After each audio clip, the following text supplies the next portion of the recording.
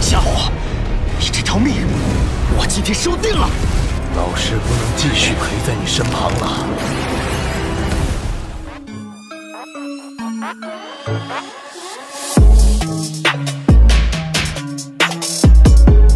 Halo para tetua, para pecinta Battle Through the Heavens dimanapun kalian berada. Gimana nih kabar para tetua yang selalu stay dan udah selalu meramaikan kolom komentar? Udah siap kancut dengan perjalanan dari Mang Oyan?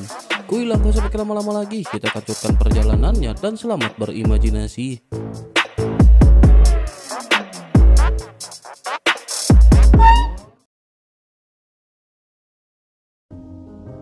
Cerita masih dikanjut dengan pertempuran sengit Xiaoyan dan 3 ahli langkah kelima keabadian dewa yang tidak ada habisnya.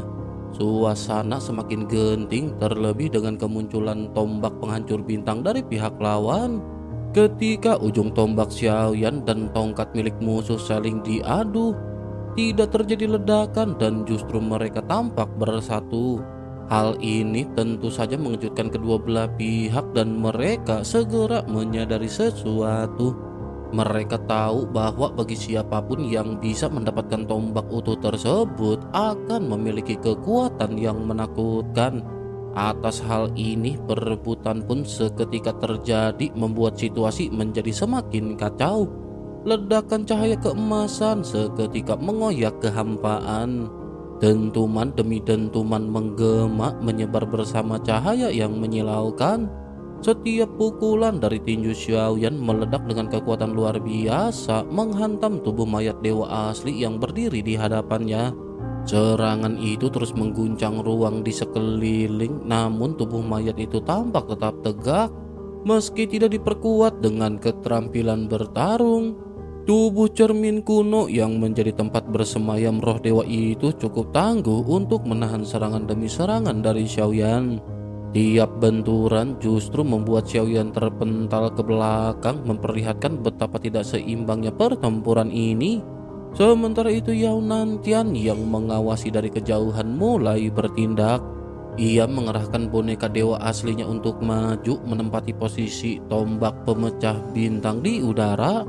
Energi yang padat terkumpul membentuk tombak besar yang mengembun dalam sekejap. Boneka dewa itu terbang ke udara, mengulurkan telapak tangan kasarnya dan hendak merebut tombak tersebut.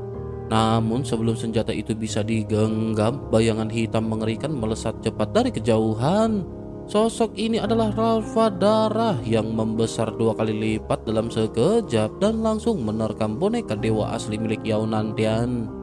Mulut besarnya menelan dengan rakus memperlihatkan kelaparan primordial yang tak tertahankan. Momen tersebut dimanfaatkan oleh Xiaoyan. Dalam kecepatan yang ekstrim yang diselimuti guntur, Xiaoyan melesat ke depan dan meraih tombak pemecah bintang yang baru terbentuk. Saat tangan Xiaoyan menyentuh senjata tersebut, aura dahsyat memancar dari tubuhnya dan ini merupakan kekuatan luar biasa yang menyembur seperti semburan dari gunung berapi yang tertahan terlalu lama. Yao Nantian menyadari semuanya telah melenceng dari rencananya. Ia tidak hanya gagal mendapatkan tombak pemecah bintang, tetapi juga kehilangan kendali atas boneka dewa asli miliknya. Kepanikan mulai menggerogoti pikirannya, terutama ketika ia melihat Larvadara melahap boneka tersebut. Ia juga menatap Xiaoyan yang pada saat ini tetap berada dalam kendali penuh. Di dalam tubuh larva tersebut, boneka dewa asli tampak masih terlihat berjuang. Sosoknya terlihat seperti bintang bundar yang terus bergerak dan berdenyut, berusaha melepaskan diri dari cengkelaman makhluk mengerikan itu. Namun semua usaha itu sia-sia dan setiap gerakan seperti menabrak kapas tak memberi dampak apapun. Ketika Xiaoyan semakin mendekat, Larvadara menghilang begitu saja membawa serta boneka dewa asli yang ia telan. Sosok itu lenyap di udara tanpa jejak, meninggalkan kehampaan yang hening. Hubungan spiritual antara Yao Nantian dan boneka dewa aslinya juga terputus, membuatnya terhenyak dalam kemarahan dan ketidakpercayaan. Segalanya benar-benar telah berubah begitu cepat. Xiaoyan pada saat ini telah berhasil membalikkan keadaan.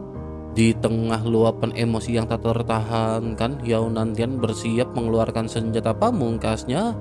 Tanpa keraguan, ia memanggil kekuatan kuno yang tersisa, yakni lonceng Changmang atau lonceng dunia yang luas.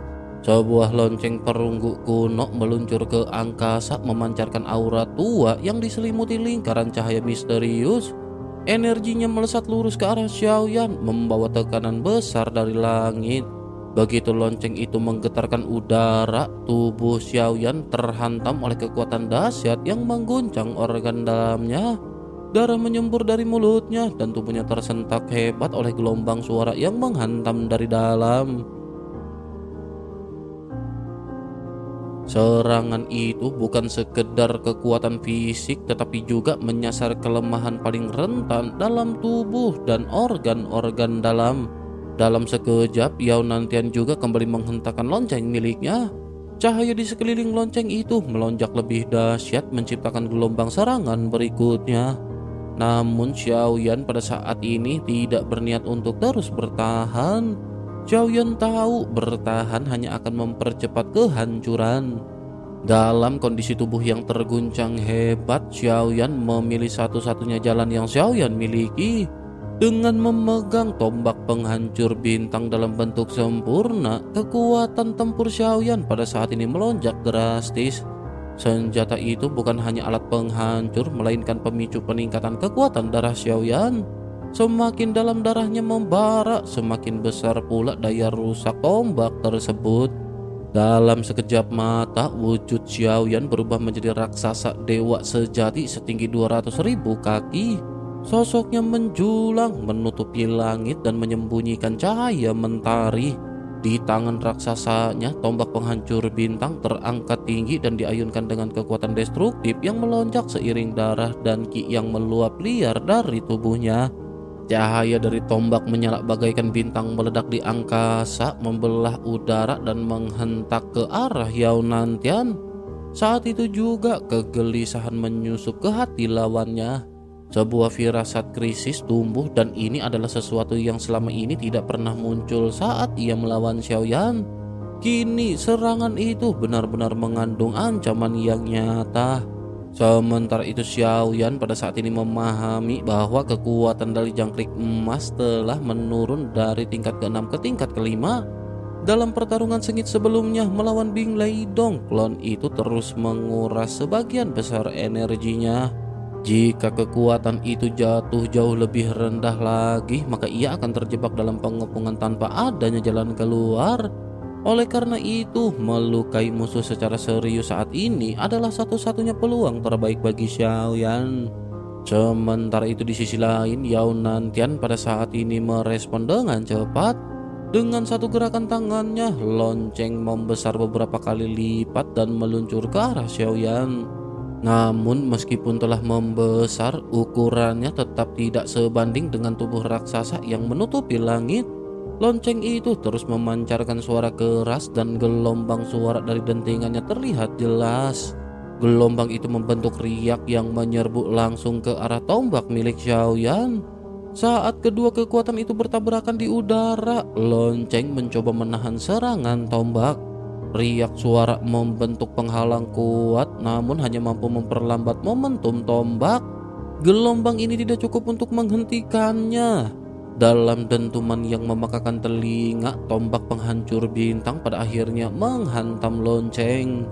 Suara benturan itu seperti retakan dimensi mengguncang organ dalam Xiaoyan hingga darah kembali menyembur dari mulutnya.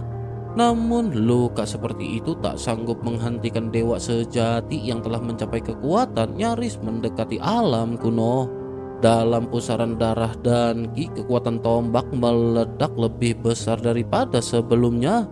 Xiaoyan yang memaksimalkan semua sisa kekuatannya memaksa senjata itu menghancurkan bel milik Yao Nantian. Dentuman keras terdengar lagi dan suara retakan mulai muncul dari permukaan lonceng. Kebuntuan yang sejak tadi terjadi kini mulai menunjukkan celah. Pertarungan telah berlangsung lama dan 3 musuh telah bertarung bersamanya, tetapi hasilnya tidak berarti. Meski kekuatan Xiaoyan mengesankan, mereka bertiga adalah monster tua berpengalaman dan mereka tahu bahwa lonjakan kekuatan Xiaoyan hanya bersifat sementara. Jika pertarungan terus berlanjut, maka Xiaoyan pada akhirnya akan dapat dikalahkan. Tian Luolan dan Bing Leidong berfokus pada menguras stamina lawan, sementara Yao Nantian bertindak sebagai penyerang utama. Semua telah dirancang dalam strategi mereka dan dengan begitu maka Xiaoyan tidak akan bisa bertahan lama. Namun setelah kehilangan boneka dewa aslinya, amarah Yao Nantian mulai keluar dari kendali. Ia bersiap menggunakan kekuatan yang lebih kejam. Jarinya menyentuh tengah alis lalu terbentuk sebuah tanda yang mengalir turun ke jemarinya. Dari sana udara es membuncah seperti guntur biru mengandung energi kekaisaran yang membekukan ruang di sekelilingnya. Pertarungan tampak benar-benar telah mencapai titik klimaksnya. Yao Nantian mengerahkan kekuatan terlarangnya, bersiap untuk mengakhiri segalanya. Sebuah segel kuno bangkit, kekuatannya membuat pupil mata Xiaoyan pada saat ini menyusut tajam. Rasa krisis yang luar biasa menyelimuti dirinya, menyiratkan bahwa serangan berikutnya adalah penentu. Serangan ini tampaknya tidak hanya akan menentukan hidup dan mati, tetapi juga keberlangsungan pertarungan besar ini. Simbol di ujung jari Yao Nantian mulai berpendar, berubah menjadi cahaya keemasan yang tiba-tiba melonjak tertiup angin.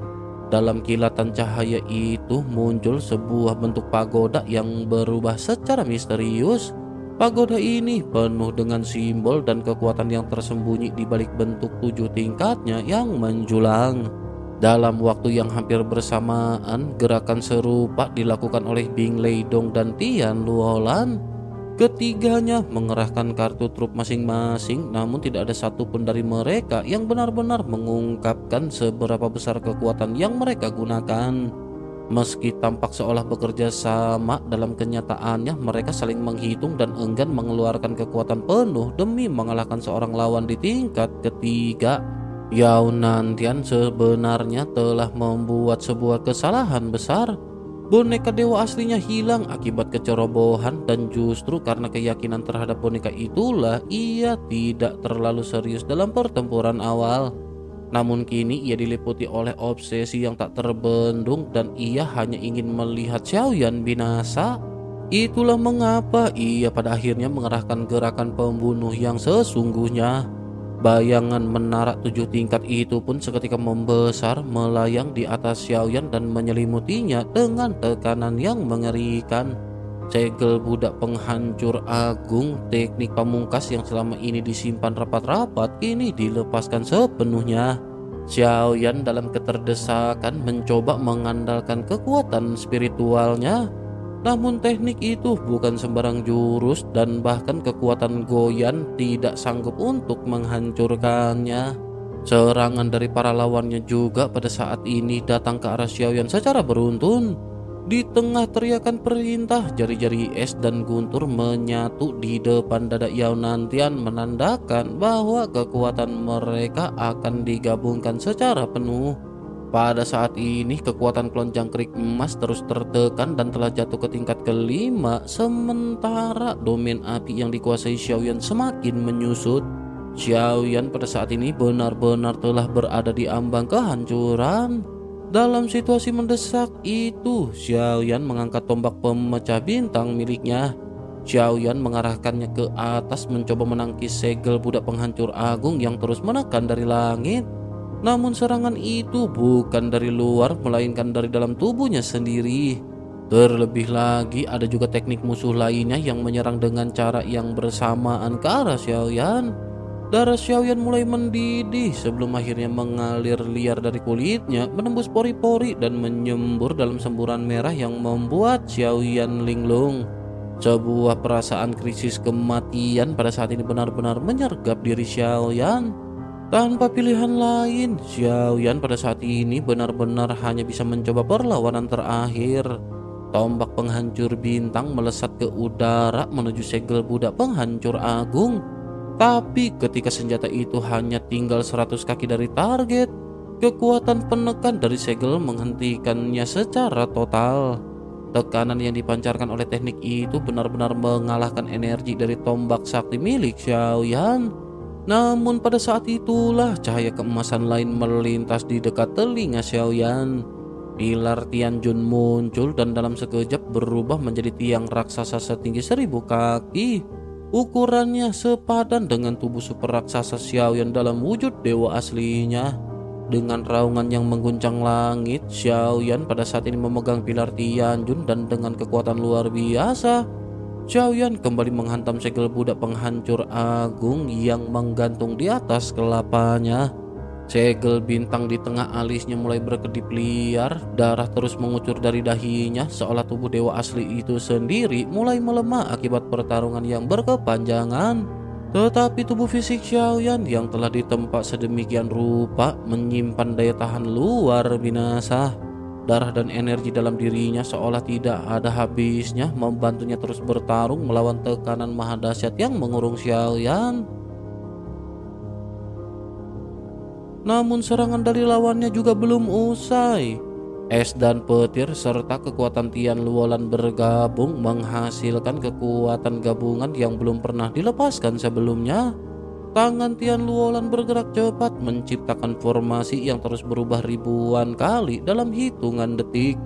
Mereka tahu inilah saat terbaik untuk mengakhiri semuanya, dan setelah pertahanan terakhir Xiaoyan dihancurkan, mereka percaya bahwa nyawanya akan berakhir dalam sekejap.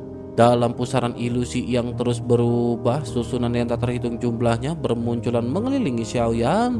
Di tengah kekacauan itu, satu-satunya hal yang menyelamatkannya dari kehancuran total adalah bantuan dari Goyan. Goyan pada saat ini berhasil menghancurkan sebagian besar formasi tersebut. Namun dalam proses itu, keberadaan Goyan juga pada akhirnya terungkap. Tian Luolan yang tidak jauh berdiri dari sana menatap tajam ke arah Goyan. Tatapannya dingin dan penuh pengetahuan akan masa lalu. Ketika identitas Goyan terungkap, ia tampak mengenali sosoknya dengan baik. Ia juga seolah-olah tahu sebuah rahasia lama yang terlupakan yang telah terbangkit kembali.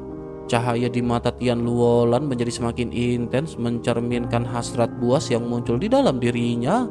Perlahan-lahan pandangannya yang gila menunjukkan bahwa Goyan telah menjadi sasaran utama yang bahkan melampaui Xiaoyan. Ia juga pada saat ini meneriakkan nama sebuah klan yang bernama Klan Siming sambil menatap ke arah Goyan. Mendengar nama Klan Siming disebut, Goyan segera meringkuk ketakutan dan bersembunyi di balik rambut Xiaoyan. Ketakutan mendalam membuatnya tak berani melepaskan kekuatan segel yang selama ini menahan. Sementara itu, kekuatan segel yang mengelilingi Xiaoyan mulai menyerang dari segala arah, menyesakan dan menekan setiap inci dari tubuhnya. Goyan yang awalnya tampak ragu perlahan menyadari bahwa ia tidak lagi sendiri. Dengan dukungan Xiaoyan, keberaniannya pada saat ini kembali tumbuh. Rasa dendam terhadap klan Siming membara dalam dirinya, mengingat betapa banyak kerabatnya yang telah ditelan oleh klan kejam tersebut. Ia bertekad bahwa jika suatu hari kekuatannya cukup besar, ia akan menghabisi seluruh klan Siming tanpa ampun. Namun meskipun begitu, pada saat ini situasi Xiaoyan menjadi semakin buruk. Pertarungan melawan segel budak penghancur agung milik Yao Nantian telah melemahkan klon jangkrik emas miliknya, menurunkan kekuatannya ke level keempat. Ranah kultivasinya masih belum cukup untuk menopang seni pembentuk kehidupan, dan suhu dingin dari es serta petir mulai menyebar, menekan api dalam tubuhnya sedikit demi sedikit. Waktu tidak berpihak pada Xiaoyan, dan untuk memenangkan pertempuran ini, Xiaoyan harus menerobos batasannya dan membangun kembali kekuatannya. Dengan tekad membara, Xiaoyan memusatkan seluruh kekuatannya dalam satu serangan pamungkas miliknya. Xiaoyan melepaskan teknik bintang penghancur dan tubuh fisiknya mulai berkembang secara luar binasa. Ki dan darah di dalam tubuhnya meledak dengan kekuatan dahsyat, membuat tubuh dewa asli tumbuh hingga ratusan ribu kaki. Sosok raksasa itu menjulang menembus langit bagaikan dewa perang yang siap menghancurkan segalanya. Di satu tangan ia memegang tombak bintang yang retak dan di tangan lain pilar Tianjun, simbol kekuatan tinggi digenggam Xiaoyan. Dorongan tangan raksasa Xiaoyan menghancurkan jarak di antara mereka, merobek ruang dan waktu. Melihat kekuatan dahsyat itu, Yao Nantian mulai merasa cemas. Ia menyadari bahwa fondasi kekuatan Xiaoyan telah melampaui apa yang bisa dibayangkan bahkan oleh para monster kuno. Di sisi lain, Bing Leidong yang sedang berdiri diam dengan tubuh tertutup es menatap tajam ke arah sosok kolosal Xiaoyan yang mendominasi di langit. Ia mengerutkan alisnya, lalu dengan gerakan halus ia menarik udara beku dari segala arah dan mengkondensasikannya menjadi sebuah senjata. Es hitam perlahan mengeras menjadi sebuah tombak biru dingin yang memancarkan aura mematikan. Dengan tenang ia mengangkat tangannya dan menggenggam tombak tersebut.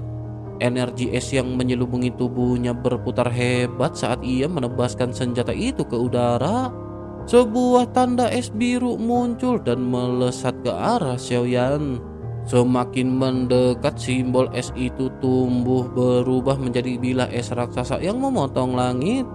Saat serangan itu hampir mencapai Xiaoyan, sosok makhluk lain muncul tiba-tiba.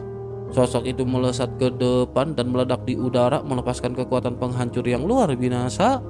Ia adalah Raja Roh bernama Yao Ye yang memilih untuk meledakkan diri tanpa keraguan, menciptakan ledakan yang mengguncang alam semesta.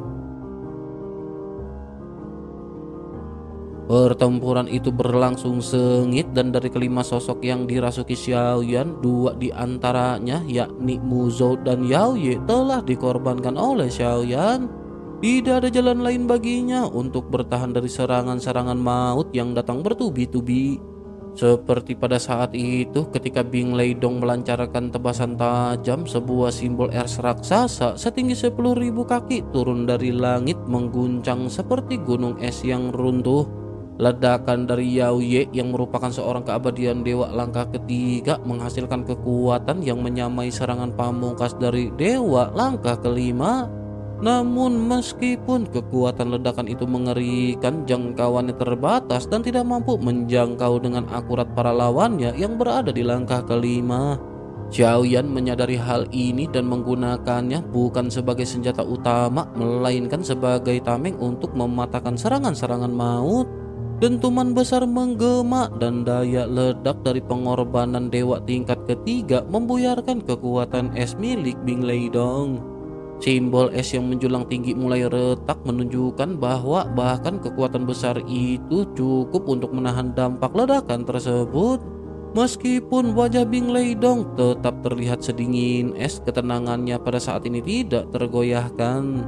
Ledakan dari langkah ketiga keabadian dewa memang tidak ia prediksi, dan usai serangan tersebut ia pada saat ini terlihat kelelahan. Senjata utamanya, tombak pemecah jiwa Bing Yuan, mulai meredup dan kehilangan kilau tajamnya.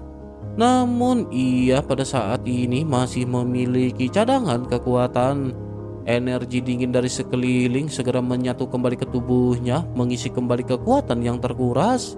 Ia telah menyiapkan tebasan berikutnya dengan keyakinan bahwa lawannya takkan sanggup menahannya untuk kedua kalinya. Di sisi lain, tubuh sejati Xiaoyan yang telah tumbuh tinggi seukuran 300.000 kaki perlahan mendekat ke arah segel budak penghancur agung milik Yao Nantian. Meskipun hanya berada pada level ketiga, langkah Xiaoyan pada saat ini sama sekali tidak gentar. Namun lawannya tidak bisa tinggal diam. Dari bayangan pagoda 7 lantai muncul sosok budak berjubah emas yang kemudian menyatukan telapak tangannya dan melepaskan serangan telak ke arah Xiaoyan. Segel tersebut menggetarkan ruang di sekitarnya, menghasilkan gelombang emas yang menghantam tubuh Xiaoyan tanpa ampun. Itu mengguncangnya hingga langkahnya seketika terhenti. Tampaknya momentum yang telah ia bangun untuk menerobos segel itu musnah dalam sekejap. Namun Xiaoyan tidak menyerah dan segel bintang di dahinya kembali bergetar sebelum akhirnya hancur, melepaskan kekuatan darah dan ki yang selama ini terpendam.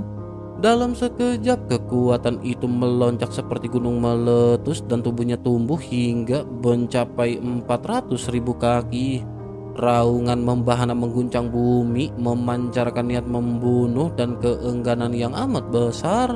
Bagi Xiaoyan, menghancurkan segel bintang bukanlah tindakan yang Xiaoyan takuti. Xiaoyan tahu bahwa para dewa sejati hanya akan bisa tumbuh melalui penempaan berulang. Xiaoyan juga tidak pernah kekurangan keberanian untuk menghadapi kematian. Tubuhnya yang terus membesar menjadi simbol tekadnya yang membara, bahkan jika cara bertarungnya kini tampak nekat dan hampir terlihat bunuh diri. Meskipun menghadapi 3 dewa keabadian langkah kelima bukanlah perkara yang mudah, keberanian dan kekuatan Xiaoyan telah memaksa mereka untuk berhenti meremehkan Xiaoyan. Kini mereka sadar bahwa reinkarnasi seorang dewa yang baru berada di langkah ketiga, bahkan belum mencapai 9 sumber sepenuhnya tercerahkan, adalah ancaman nyata. Untuk membuka kekuatannya sepenuhnya, harga yang harus dibayar memang besar, tetapi Xiaoyan tidak ragu untuk menebusnya.